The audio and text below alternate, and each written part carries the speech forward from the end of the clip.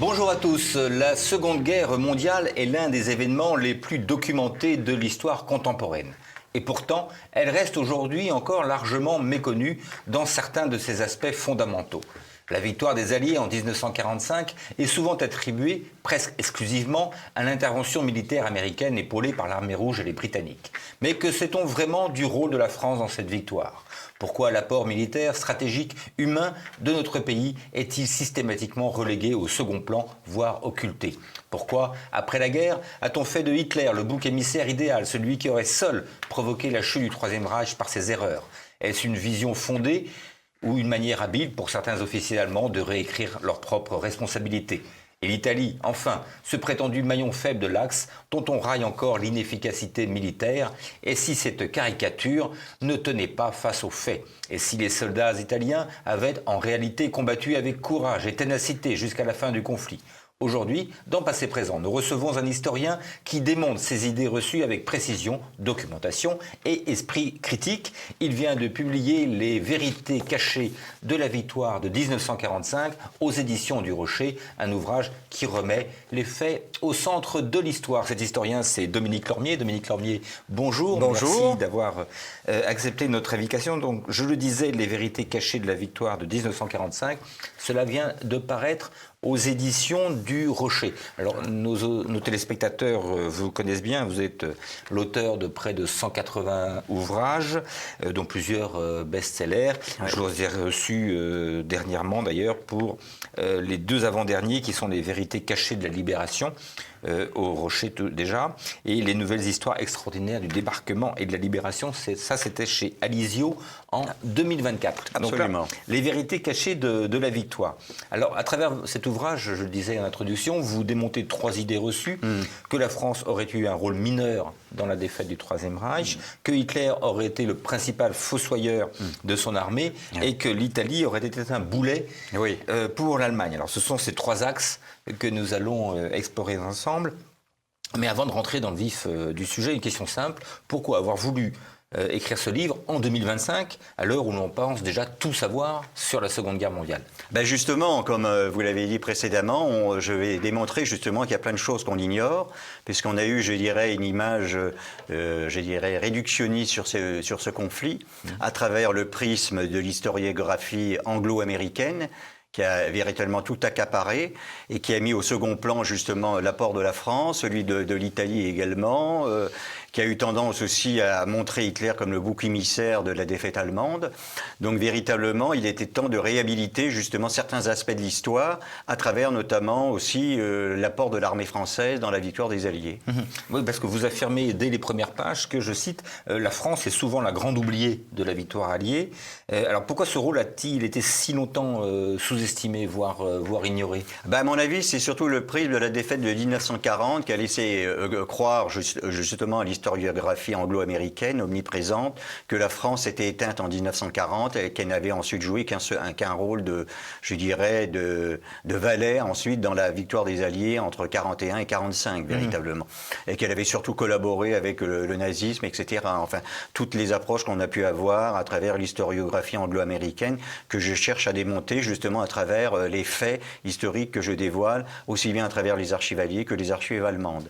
Alors vous citez la bataille de Bir Hakeim, 1942, comme un tournant stratégique, du moins une forme de renaissance des armes françaises. Oui, et alors on peut remonter également même à la bataille de Dunkerque, puisque la bataille de Dunkerque va condamner l'Allemagne à la guerre sur deux fronts, puisque si Hitler s'était emparé du corps expéditionnaire anglais à Dunkerque, l'Angleterre aurait été certainement contrainte à capituler ensuite, puisqu'elle n'avait plus de troupes véritablement pour défendre le territoire britannique. Il faut savoir que les principaux maréchaux britanniques qui se sont illustrés dans la suite du conflit, notamment Montgomery et Alexander, étaient à Dunkerque à ce moment-là. Ils ont pu s'échapper puisqu'ils ont formé ensuite l'ossature des troupes qui ont débarqué ensuite en Normandie à travers ces principaux officiers. En plus, c'était une armée professionnelle, donc composée de troupes professionnelles qui s'étaient déjà illustrées illustrés en Belgique en mai 1940.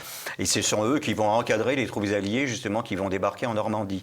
Donc le fait que les troupes françaises se soient battues héroïquement dans la poche de Dunkerque, elles ont permis le rembarquement des troupes britanniques, ce qui a condamné Hitler à la guerre sur deux fronts, puisque l'Angleterre n'a pas capitulé justement durant l'été 1940, et condamnant l'Allemagne à la guerre sur deux fronts, puisque Hitler avait l'intention ensuite d'envahir l'Union soviétique. Donc il s'est trouvé face à l'Ouest, face aux alliés de l'Ouest, et dans la poursuite de la guerre, et ensuite face à l'armée soviétique. Alors concernant Bir Hakeim, effectivement, il y a quoi, voilà, Bir Hakeim, 3700 Français libres. Voilà, il y a 3700 Français libres qui vont affronter 37 000 soldats allemands et italiens, des troupes d'élite, durant l'offensive de mai-juin 42, qui vise à s'emparer de l'Égypte. Et les troupes de Rommel, pour plus de la moitié, vont être concentrées contre la poche de Dunkerque, contre la poche de Bir Hakeim, défendue justement par ces 3700 Français libres, et qui vont opposer une résistance acharnée. Rommel reconnaîtra même dans ses mémoires de guerre que ça a été la résistance la plus héroïque qu'il ait connue de toute la guerre du désert. Et ça va retarder de 3 semaines la progression des troupes allemandes, permettant le rétablissement des troupes britanniques à El Alamein, puisque les troupes britanniques avaient été battues durant cette offensive de mai-juin 42, et ce sont les Français libres qui ont retardé donc la progression des troupes de Rommel vers l'Égypte. Et cette fixation a permis justement le rétablissement donc des Britanniques à El Alamein et la contre-offensive britannique durant le mois d'octobre 1942, avec la poursuite de la guerre jusqu'en Tunisie, où les troupes françaises se sont également illustrées en Tunisie, puisque ce sont elles, durant l'hiver 42-43, qui ont bloqué la progression allemande, qui visait à rejeter les Britanniques et les Américains qui avaient débarqué en Afrique du Nord, en Algérie et au Maroc. Et ce sont des troupes de l'armée d'Afrique qui se sont battues héroïquement et qui ont repoussé également durant plusieurs semaines les troupes allemandes. Alors, ça c'est l'Afrique du Nord, donc on peut parler vraiment de renaissance des armes françaises Absolument. À ce moment-là. Mais il ne faut pas oublier également la résistance à l'intérieur. Oui. Et concernant par exemple le débarquement, là on se rapproche un peu plus de la victoire, vous dites que la résistance française a fourni aux Alliés 80% des renseignements sur les défenses allemandes du mur de l'Atlantique. Pas 80% sur l'ensemble, je dirais, du dispositif allemand, mais concernant surtout les implantations côtières des défenses allemandes ont été fournies justement par deux principaux réseaux, qui étaient le réseau Alliance et la confrérie de Notre-Dame, qui avait été d'ailleurs créée par des résistants nationalistes de droite, qui ont été à l'origine de la création de ces deux réseaux, Loustono-Laco pour le réseau Alliance, avec ensuite Marie-Madeleine Fourcade, et le colonel Rémy, qui était d'ailleurs maurassien, et qui a été à l'origine de la création de la confrérie de Notre-Dame. Ce sont principalement ces deux réseaux qui ont donné l'implantation des défenses côtières allemandes, ce qui a, je dirais, décidé du choix du débarquement des Alliés en Normandie. Puisque les Alliés, si jamais ils avaient débarqué justement dans le nord de la France, ils se seraient heurtés aux principales défenses allemandes, et ils ont finalement décidé de débarquer en Normandie, ce qui n'a pas été une totale surprise, comme on aura l'occasion de le voir par la suite. Est-ce qu'on peut dire donc que le succès de ce débarquement en Normandie est dû en grande partie à la résistance française, au renseignement du monde fourni ? Renseignements fournis, d'ailleurs ça a été reconnu par Churchill et Eisenhower en personne, même par le haut commandement allemand après la guerre, du moins les maréchaux qui n'avaient pas été exécutés après le procès de Nuremberg. Et donc véritablement, effectivement, la résistance à ce niveau-là, au niveau du renseignement et des réseaux d'évasion, a joué un rôle primordial.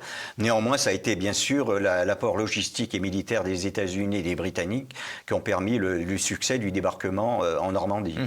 Alors, autres débarquements aussi vont s'illustrer les troupes françaises. Enfin, il y en a deux. Il y a celui en Italie, en Sicile, et puis en Provence. Donc, parlons déjà de l'Italie. Oui. Vous citez le général allemand Kesserling, qui parle du mordant extraordinaire des troupes françaises. Oui. Alors, pourquoi est-ce que c'est assez peu connu du grand public, cette campagne Absolument. d'Italie ? Cette campagne d'Italie est une grande oubliée, étant donné que le débarquement de Normandie, qui est arrivé pratiquement durant la même période, a, je dirais, occulté justement ce succès français.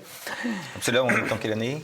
On est en 43-44, à la veille du débarquement, surtout lorsqu'il y aura la percée décisive des troupes françaises du corps expéditionnaire. Donc c'est une armée assez issus de l'Empire. Donc vous avez la 3e division d'infanterie algérienne, également le groupe de Tabor marocain, la 2e division d'infanterie marocaine, la 1re DFL, également des détachements de groupes de montagne de Tabor marocain, comme j'ai dit précédemment. Donc c'est une armée composée à peu près de 120 000 hommes, qui est commandée par le général Alphonse Juin.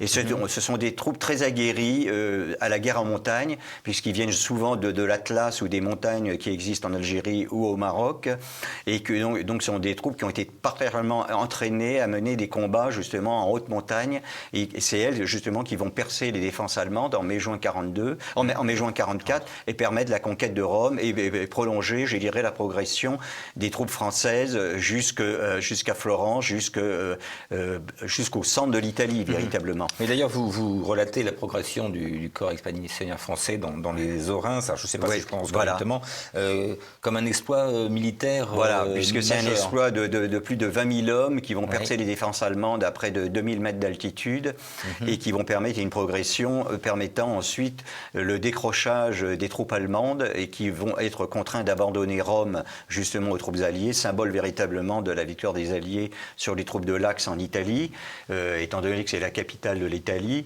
bien entendu, et du fait que ce sont véritablement les troupes françaises qui vont permettre la conquête du Monte Cassino, justement, par cette percée justement à l'ouest du Monte Cassino par les troupes françaises et contraindre les Allemands à un recul de plus d'une soixantaine de kilomètres et permettre la progression des troupes alliées par la suite, puisque les troupes britanniques, canadiennes, également américaines ou même polonaises étaient très vaillamment battues, mais elles n'avaient pas pu percer les défenses allemandes. Ce sont les troupes françaises qui vont véritablement percer les défenses allemandes, et le maréchal Kesselring dira que le seul endroit où il a craint pour la solidité de son front, c'était l'endroit justement où se trouvait le corps expéditionnaire de Juin. Donc c'est un bel hommage rendu aux troupes franco-africaines. Alors, est-ce qu'on peut dire aussi qu'au niveau tactique, la tactique française diffère fondamentalement, du moins sur ce théâtre-là, de celle des autres armées Oui, alliées? parce que les autres armées, ce sont des attaques frontales totalement inefficaces qui vont entraîner des pertes très lourdes, étant donné que ce sont des troupes qui ne sont pas expérimentées à la guerre en montagne, sauf les troupes écossaises qui ont une certaine expérience. Et les troupes françaises, par contre, elles sont des troupes qui vont mener, je dirais, des assauts en évitant justement les assauts frontaux, en prenant les troupes allemandes à l'arrière, par l'arrière, des combats, je dirais, extrêmement progressifs, mais avec l'aide notamment de mules en montagne qui vont être très efficaces et qui permettent de déborder justement les défenses allemandes.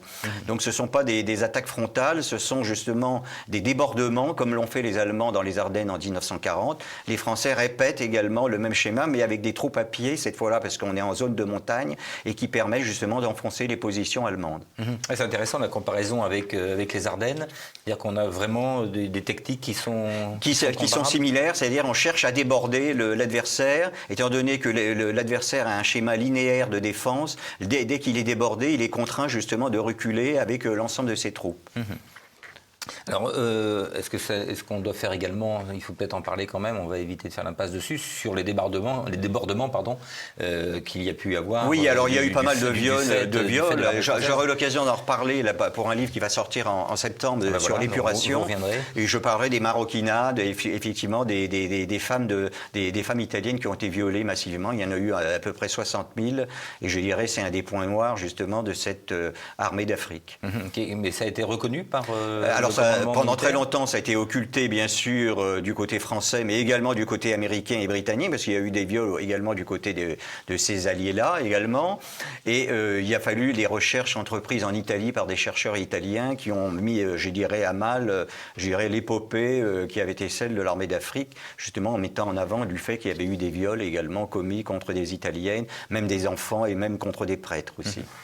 Alors on va revenir cette fois-ci en France et parler de nouveau de la résistance. Vous citez quelque chose qui est complètement inconnu, enfin ça l'était de moi du moins, mais qui est absent des manuels scolaires, qui est la capture de la colonne Elster, 25 000 hommes quand même, et donc c'est une capture qui a été opérée par des maquisards. Voilà, alors, absolument. Expliquez-nous ça, donc ça se passe où et quand? Alors ça se passe en septembre 1944, suite au débarquement des Alliés, la percée des Alliés en Normandie et la progression des troupes françaises qui ont débarqué en Provence. Donc les troupes allemandes du sud-ouest risquent d'être prises, je dirais, d'être encerclées. Donc elles veut absolument s'échapper du sud-ouest au plus vite pour rejoindre l'est de la France, où s'est constitué un nouveau front. Donc il y a à peu près 25 000 hommes de cette colonne qui est commandée par le général allemand Elster, qui est encaserné dans différents endroits dans le sud-ouest de la France. C'est-à-dire ça va à peu près, je dirais, de la frontière espagnole, c'est-à-dire les Pyrénées, jusqu'à Poitiers, grosso modo, où se trouve à peu près donc, cette colonne Elster. Alors, elle est composée de qui, de différentes garnisons? Voilà, il y a des différentes garnisons. Il y a des troupes de la Luftwaffe, de la R, de la Wehrmacht, de la Kriegsmarine. Il y a des unités de la Gestapo aussi, des unités de police de sécurité SS, etc. Donc c'est une troupe extrêmement hétéroclite, mais néanmoins relativement bien entraînée au combat contre les maquis, parce qu'elle a mené de nombreux combats contre les maquis justement du sud-ouest.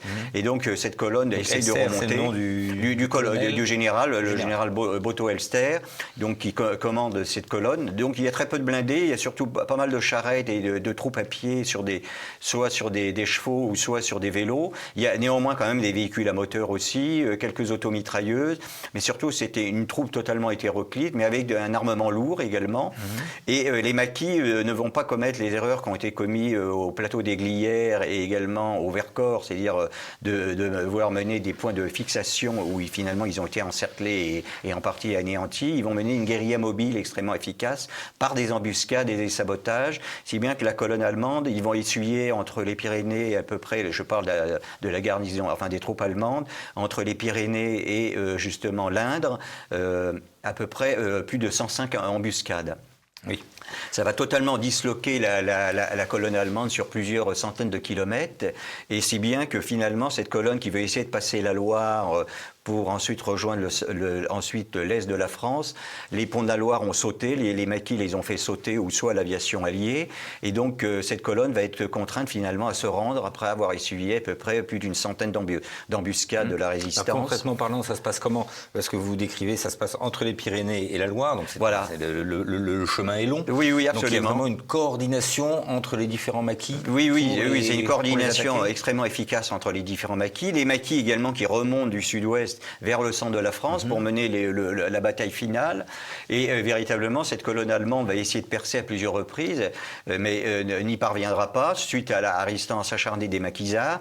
Alors les maquis, ce sont des maquis qui proviennent de l'organisation de résistance de l'armée, notamment la brigade Charles Martel, du colonel Chaumel, qui a été extrêmement efficace, qui a joué un rôle essentiel. Il y a eu également le corps Franc-Pommiès aussi, de l'organisation de résistance de l'armée, les francs-tireurs partisans, notamment du colonel Guingouin, qui était dans le Limousin, et également l'armée secrète qui est issue en grande partie du Périgord.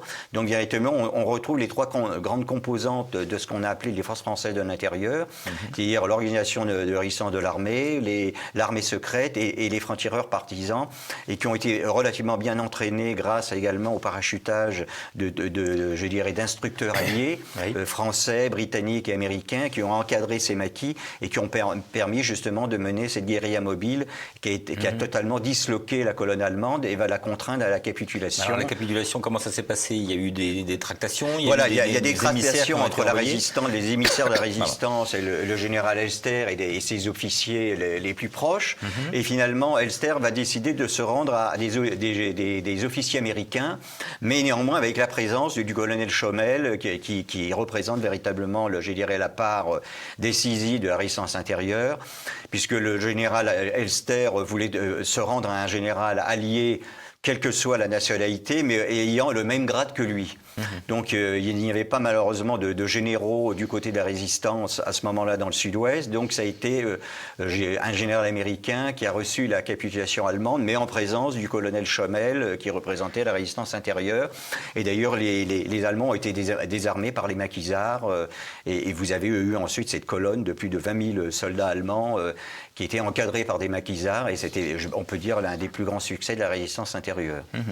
Alors maintenant, nous allons passer de l'autre côté du Rhin en Allemagne. Voilà, on a parlé de la victoire, donc il y a défaite en face, donc les responsables de la défaite en Allemagne.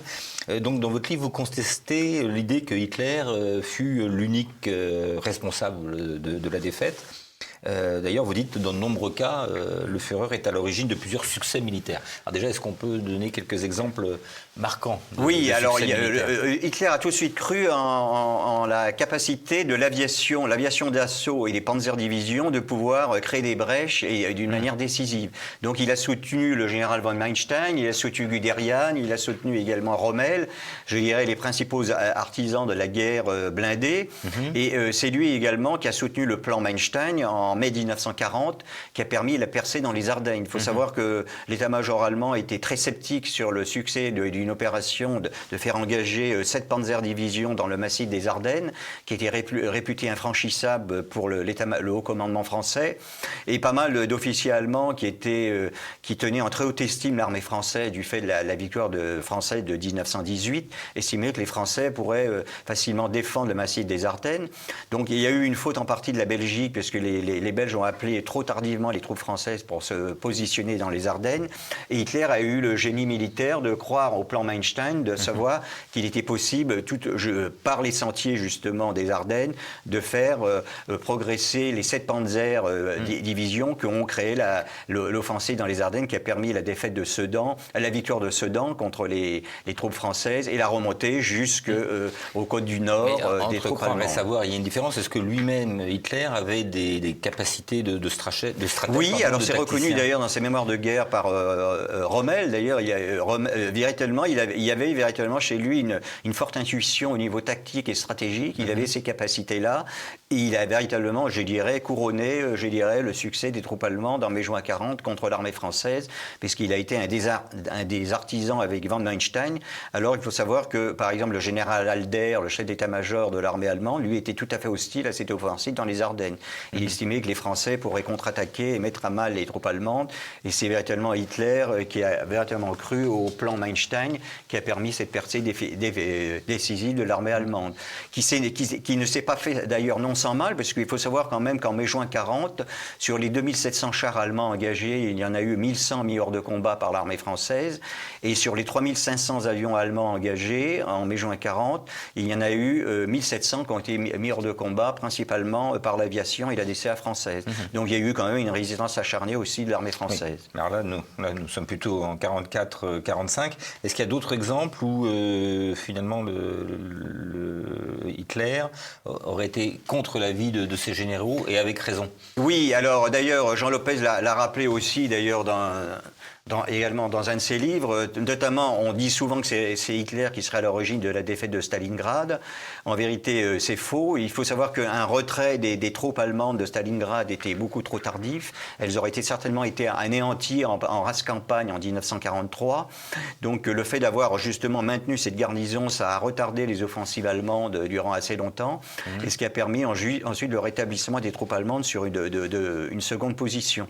Et c'est Hitler justement qui a défendu contre bec et ongle justement le positionnement des troupes allemandes à Stalingrad, de même qu'il a également, je dirais, eu l'intuition que le débarquement pourrait avoir lieu en Normandie, en juin 1944. Qu'il n'aurait pas, et que Rommel ne l'aurait pas écouté. Voilà, absolument. Alors on a souvent dit que c'était Hitler, oui, parce que les maréchaux allemands ou les généraux allemands ont voulu trouver le bouc émissaire idéal en Hitler pour justement cacher leurs propres erreurs tactiques et stratégiques, alors qu'Hitler justement avait eu l'intuition justement que le débarquement aurait lieu en Normandie, et il a essayé, je dirais, à plusieurs reprises de pousser Rommel à renforcer ses troupes en Normandie, et Rommel jusqu'au bout a cru véritablement que le débarquement en Normandie était une feinte et que le débarquement principal aurait lieu dans le Pas-de-Calais.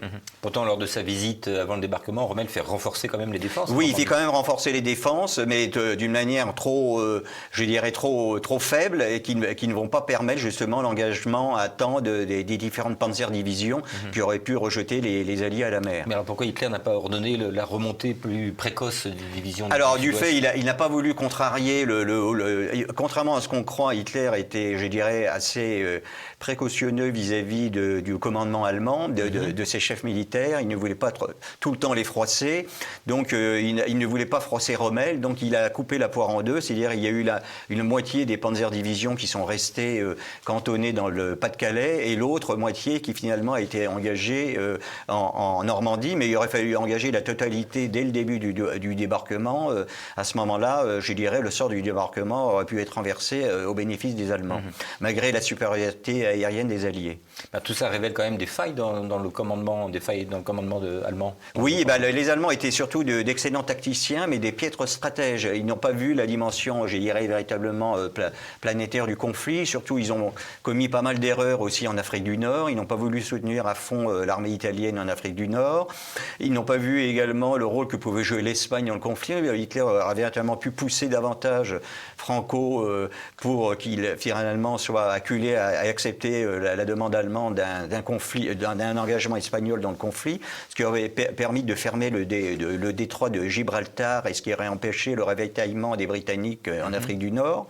Et également, il y a eu les erreurs commises par les Allemands, comme je l'ai dit auparavant, à Dunkerque également, où ils ont laissé échapper le corps expéditionnaire anglais, parce qu'ils pensaient avec la Grande-Bretagne que l'aviation de Göring serait suffisante pour empêcher le rembarquement des troupes britanniques, et que les Alliés allaient... Voilà. Et puis également, il y a eu les erreurs aussi commises sur la guerre sur deux fronts, c'est-à-dire l'Allemagne a refait les mêmes erreurs qu'en 1914. L'armée française a résisté sur la Marne, condamnant l'Allemagne à la guerre sur deux fronts. Cette fois, c'est la Grande-Bretagne qui résiste et qui va condamner également l'Allemagne à la guerre sur deux fronts. Donc une répétition des erreurs de la Première Guerre mondiale, bis repetita. Alors on va terminer le chapitre sur l'Allemagne en parlant des armes secrètes, des armes miracles dont on a beaucoup parlé à la fin de la guerre. Alors est-ce qu'il y avait vraiment des armes secrètes, des armes miracles? On parle des V1, des V2. Les V1 ont bien fonctionné, les V2 un peu moins. Est-ce que cette croyance dans les armes miracles a réellement ça a retardé ou affaibli la stratégie militaire allemande? Je dirais que c'était de la propagande nazie surtout. C'était pour, je dirais, véritablement mobiliser la population allemande et l'armée derrière le Führer en laissant croire qu'il y avait encore des espoirs à ce niveau-là. Alors il y a le Messerschmitt 262 qui était un avion à réaction est rentré trop tardivement en action pour renverser la situation. Surtout que là, Hitler a commis une erreur. Il voulait l'utiliser surtout comme bombardier au sol, alors que c'était avant tout surtout un excellent chasseur. Donc il a retardé la production à ce niveau-là pour en faire davantage un bombardier d'attaque au sol. S'il était rentré, je dirais, un an avant, il aurait pu mettre à mal les escadrilles de bombardiers alliés, d'autant plus qu'il volait beaucoup plus vite que la chasse alliée. Il avait près de 200 km de plus, je dirais, dans le compteur par rapport aux meilleurs chasseurs alliés de l'époque. Et surtout, les V1 et les V2. Les V1 ont surtout été lancés contre l'Angleterre, contre Londres, mais il y a eu à peu près, je crois, 10 000 pertes civiles du côté allié, c'est-à-dire un ratio de pertes extrêmement moyen pour l'envoi de plusieurs milliers de V1 sur l'Angleterre. Et le V2 est rentré également beaucoup trop tardivement, surtout que l'Allemagne également n'a pas cru en l'arme nucléaire, donc les principaux savants étaient partis aux États-Unis. Il y a eu quelques essais, effectivement, mais il y avait énormément de retard par rapport aux Alliés.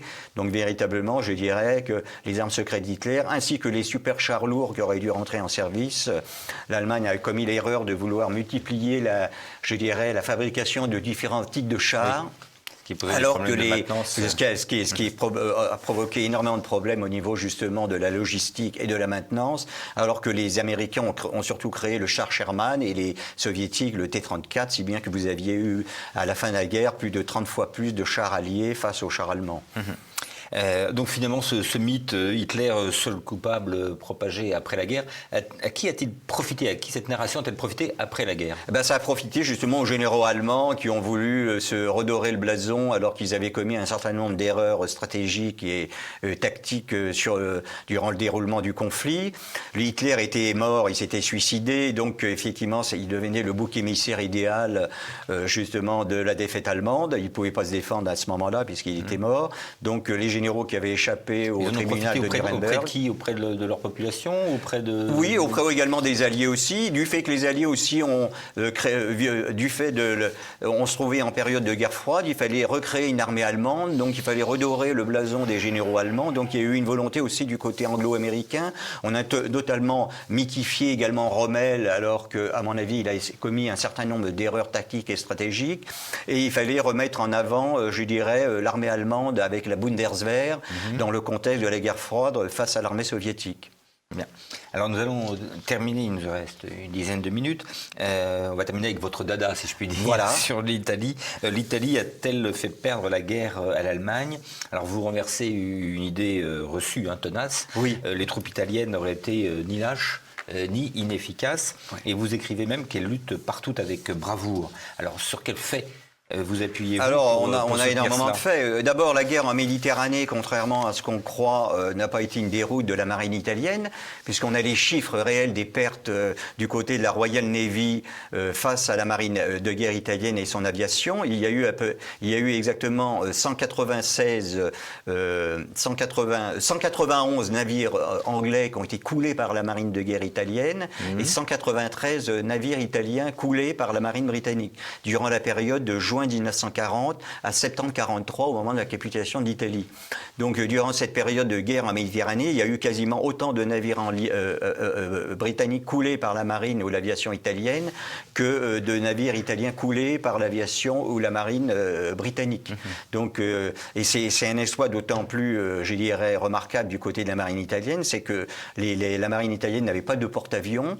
D'autre part, ils avaient un manque de carburant, donc les navires n'étaient pas toujours en mer, contrairement à la marine britannique. Et d'autre part, ils n'avaient pas de radar. C'est-à-dire les radars embarqués ne sont arrivés que très tardivement au sein de la marine italienne. Et d'autre part, l'aviation italienne a eu, jusqu'en 1942, encore des avions comme le Fiat CR-42, qui était un biplan, qui était totalement dépassé face au Hurricane ou même surtout le Spitfire. Et ce n'est qu'à partir de fin 42, début 43, qu'il y a eu des avions comme le Centauro qui pouvaient rivaliser avec l'aviation britannique. Également en Méditerranée, il y a eu près de 3000 avions alliés qui ont été descendus par la chasse italienne. Donc ça montre que la chasse italienne a été également présente. Il faut savoir à peu près que 95% aussi du ravitaillement en mer entre la péninsule italienne et l'Afrique du Nord a été mené par la marine italienne avec succès. C'est-à-dire les principaux convois qui étaient escortés par la marine italienne sont arrivés à bon port en Afrique du Nord et ont permis la poursuite de la guerre jusqu'en mai 1943 avec la campagne de Tunisie. D'autre part, il y a eu de nombreux faits d'armes de l'armée italienne. D'abord, la guerre dans les Balkans, contrairement à ce qu'on dit, n'a pas été un échec de l'armée italienne. Elle a permis de fixer 16 divisions grecques sur les 21 divisions grecques. Donc les trois quarts de l'armée grecque s'est battue contre l'armée italienne. Les Allemands ont pu s'emparer de la Grèce très rapidement parce qu'ils n'ont affronté que 5 divisions grecques, alors que les Italiens en ont affronté 16. L'invasion de la Yougoslavie a été menée conjointement par la Hongrie, l'Allemagne et l'Italie, a été une campagne éclair menée notamment par l'armée italienne aussi avec efficacité. D'autre part, il faut savoir que cette campagne d'Albanie, de Yougoslavie et également de Grèce a provoqué l'engagement de 2 divisions britanniques et de 2 brigades britanniques qui normalement auraient dû être engagées en Afrique du Nord au moment de l'offensive de Rommel en 1941. Donc ça a eu un impact stratégique extrêmement positif pour les Alliés, justement pour les Allemands et les Italiens, puisque les troupes allemandes ont pu progresser facilement en Afrique du Nord, parce que justement ces 2 divisions et ces 2 brigades britanniques étaient engagées contre les Italiens dans les Balkans. D'autre part, contrairement à ce qu'on a dit également, l'invasion de l'Union soviétique n'a pas été retardée par l'offensive allemande dans les Balkans. En vérité, les Allemands avaient repoussé l'offensive. Elle devait débuter en avril 1941. Elle a été repoussée justement en juin 1941, non pas à cause justement de l'occupation des Balkans par les troupes de l'Axe, mais parce que justement les pluies diluviennes qui étaient tombées dans la steppe russe et qui avaient transformé, je dirais, le terrain militaire en bourbier.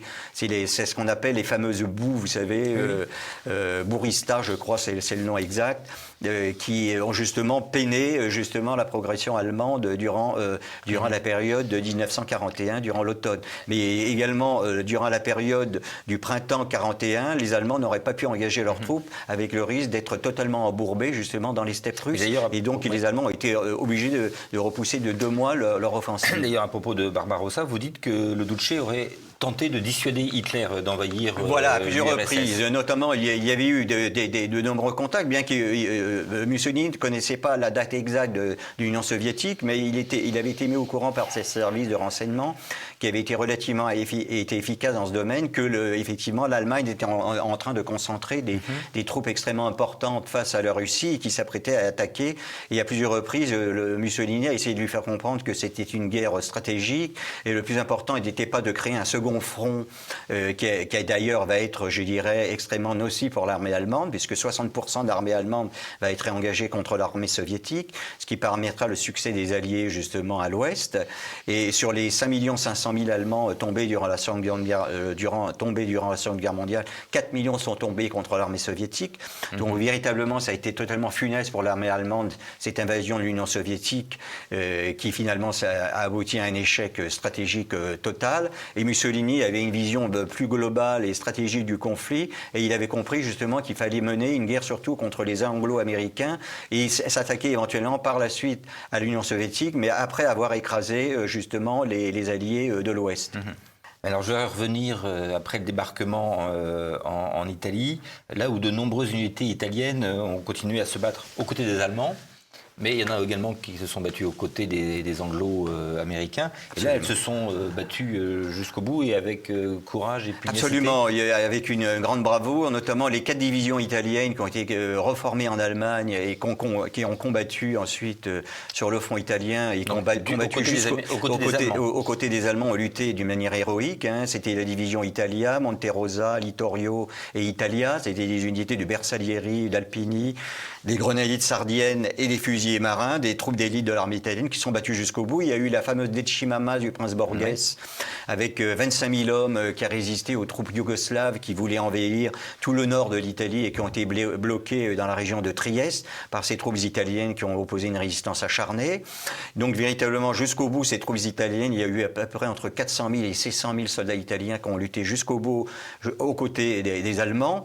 Et de l'autre côté, vous avez eu une armée italienne d'un nombre à peu près équivalent qui a combattu aux côtés des Alliés, puisqu'elles ont représenté au mois d'avril 1945, au moment de la capitulation allemande en Italie, près de 48% des effectifs alliés combattant aux côtés donc, des Alliés contre les Allemands.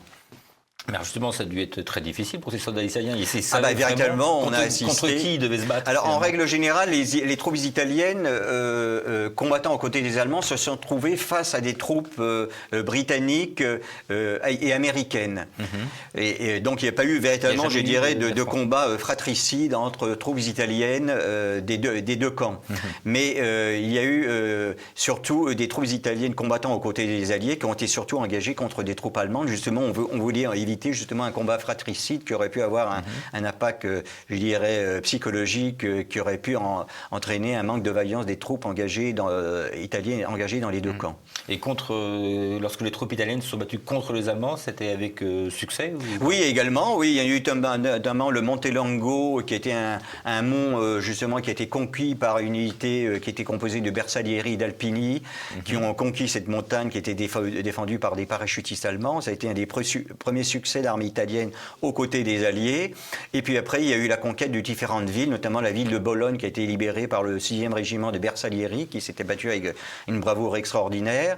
Du côté allemand, il faut savoir également qu'il y a eu la bataille des Alpes de 1945 à la frontière franco-italienne, où vous avez eu des unités italiennes qui sont battues très vaillamment, notamment la division alpine Monterosa et le régiment Folgore de parachutistes italiens, qui s'étaient illustrés aux portes de Rome durant l'été 1944, où ils avaient repoussé une offensive britannique de chars, où le régiment Folgore s'était battu aussi avec une grande bravoure. Alors, on va terminer là-dessus. Pourquoi cette perception caricaturale finalement de l'Italie pendant la guerre Alors c'est venu de la propagande anglo-américaine qui considérait les peuples latins comme des peuples inférieurs.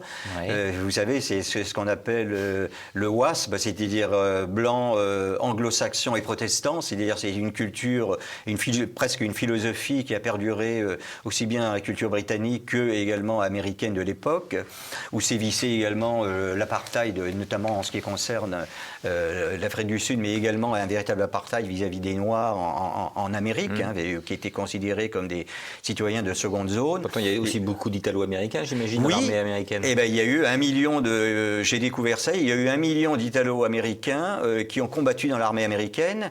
Et si vous allez voir certains cimetières des Vosges où ont combattu justement des troupes américaines, les 3/4, vous verrez des noms d'origine italienne. C'est-à-dire notamment à Épinal, le cimetière militaire américain d'Épinal, que j'ai visité, les 3/4 des tombes sont des tombes avec des noms à consonance italienne. Donc des Américains qui combattaient dans l'armée américaine d'origine italienne et qui se sont fait tuer pour la libération de la France. Et donc cette perception caricaturale ne viendrait que des Américains. Alors, et également de certains généraux allemands qui ont voulu se dédouaner, je dirais, de leurs échecs militaires en faisant porter le chapeau aux Italiens. Ça viendrait pas aussi un peu des généraux français, des Français? Et également des généraux français aussi, bien entendu, puisqu'il y a eu de les avoir vus arriver en guerre. Et il y a eu on a considéré que l'Italie était rentrée en guerre en juin 40, que ça avait été une trahison, un coup de poignard dans le dos, et donc on voulait, je dirais, aussi caricaturer le soldat italien en le présentant comme un mauvais combattant. Mais c'est venu surtout, je dirais, d'une partie des médias anglo-américains, alors que généralement les généraux, les maréchaux alliés ont tenu en haute considération les soldats italiens, puisqu'ils les avaient combattus. D'ailleurs, Montgomery disait que la division foudre italienne à l'Allemagne s'était battue avec une bravoure extraordinaire et qu'il n'avait jamais rencontré de meilleurs soldats dans toute sa carrière militaire que les para-italiens de la division foudre. Guderian avait dit également, durant la campagne sur le front russe, que les troupes de montagne italiennes pouvaient enthousiasmer n'importe quel général par leur bravoure au combat, justement. Rommel a reconnu que la division Ariete en Afrique du Nord s'était battue avec une bravoure extraordinaire, et je pourrais multiplier les exemples. Patton, durant la campagne de Sicile, a rendu hommage aussi à la bravoure, notamment d'une division d'infanterie italienne qui avait d'ailleurs le rejeté à la mer. Donc, véritablement massacrer des prisonniers d'ailleurs. Mais... En massacrant également des prisonniers italiens. Mais il avait reconnu que les troupes italiennes s'étaient vaillamment battues. Lyukov a reconnu sur le front russe que les troupes italiennes s'étaient même mieux battues concernant les chasseurs alpins italiens que les troupes allemandes qui avaient été engagées contre lui. Donc véritablement, on pourrait multiplier je dirais, les satisfecit ou les éloges mérités de l'armée italienne à travers le prisme justement aussi bien des généraux alliés que allemands. En tout cas, en vous lisant, on va terminer là, que finalement que la victoire de 45 ou la défaite, ça dépend de quel côté on va se placer, c'est pas seulement américain ou soviétique, c'est le fruit d'un effort collectif beaucoup Absolument, plus complexe. C'est une victoire globale, surtout de l'armée soviétique, parce qu'ils ont quand même fixé 60% de l'armée allemande, et également des alliés de l'Ouest, britanniques, américains et français, sans oublier les Canadiens et les Polonais aussi. Bien, Dominique Lormier, merci infiniment. Donc, je rappelle votre livre, Les vérités cachées de la victoire de 1945. Alors, on n'a pas abordé tous les sujets. Je vais reprendre rapidement la table des matières. Il y a aussi vous citez des Italiens qui ont combattu jusqu'au bout côté des Allemands, en faisant des focus sur des noms, et puis des histoires inédites ou peu connues de combattants des deux camps, que ce soit des résistants, que ce soit des soldats des corps francs. Voilà. Donc je renvoie à votre ouvrage paru aux éditions du Rocher. C'était Passé Présent, l'émission historique de TVL réalisée en partenariat avec la Revue d'Histoire Européenne. Revue d'Histoire Européenne dont le dossier principal est consacré dans le dernier numéro en date à la chute du Troisième Reich. Avant de nous quitter, n'oubliez pas bien sûr de cliquer sur le pouce levé sous la vidéo et de vous abonner à notre chaîne YouTube. Merci et à bientôt.